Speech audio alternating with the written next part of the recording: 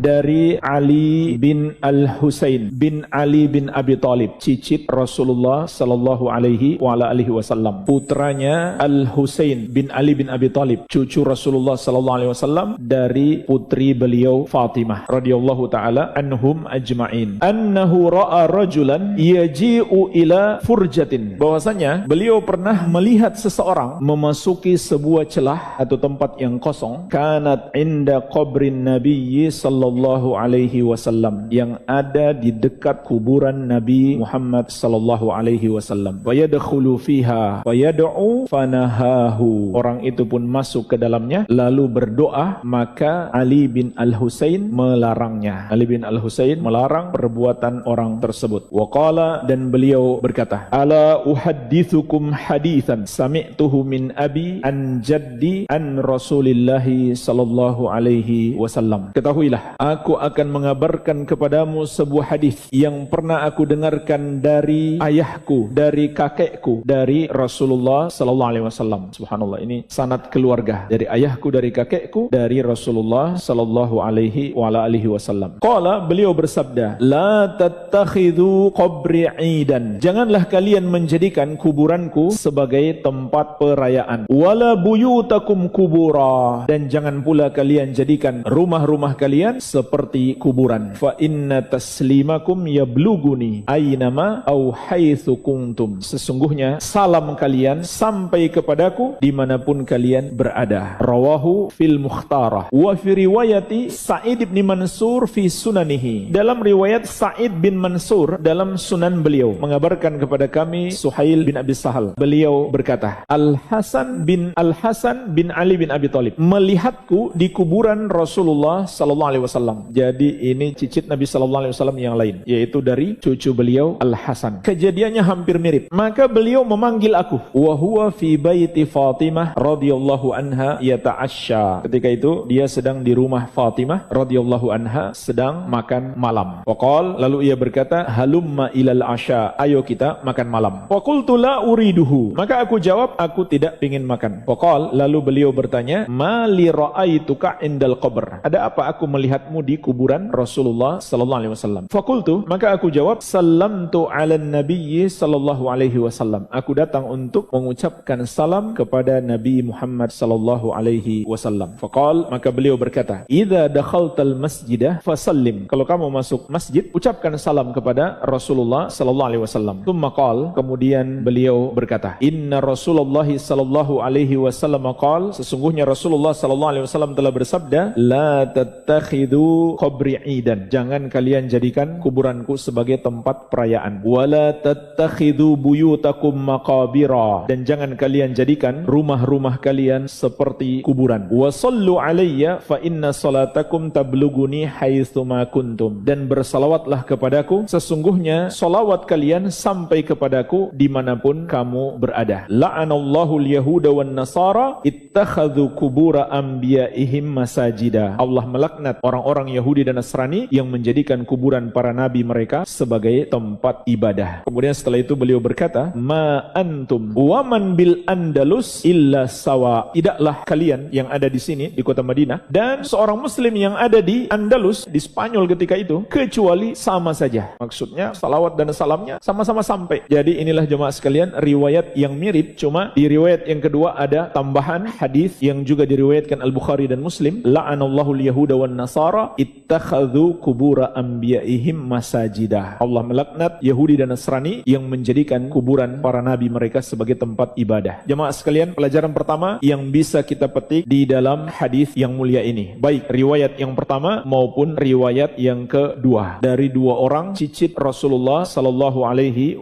wasallam, larangan menjadikan kuburan sebagai tempat ibadah demi memelihara tauhid, demi menjaga kemurnian tauhid. Dan ini berlaku umum untuk semua kuburan, apakah kuburan Rasulullah sallallahu alaihi wasallam ataukah kuburan orang lain, sama saja, tidak boleh menjadikan kuburan sebagai tempat ibadah. Rasulullah sallallahu alaihi wasallam telah melaknat orang yang melakukannya. Kalaupun tidak ada larangan seperti itu, maka ada juga larangan yang bersifat umum, yaitu larangan berbuat bid'ah, karena tidak ada dalil yang menunjukkan kuburan orang soleh, kuburan seorang nabi itu lebih afdal untuk beribadah padanya. Tidak ada. Jadi kalau kita yakini kuburan Nabi SAW wasallam atau kuburan para wali, jika kita beribadah di situ atau berdoa di situ lebih afdal dan doa lebih mustajab, maka itu keyakinan yang tidak berdasarkan dalil. Juga dalil bersifat umum adalah larangan mendekati syirik, karena itu termasuk mendekati syirik, dan syariat melarang kita mendekati syirik. Dan juga larangan tasyabbuh, penyerupaan kepada orang-orang kafir, orang-orang Yahudi dan Nasrani yang menjadikan kuburan para nabi mereka sebagai tempat ibadah. Al-Amwah menemani ibadahmu juga hijrahmu.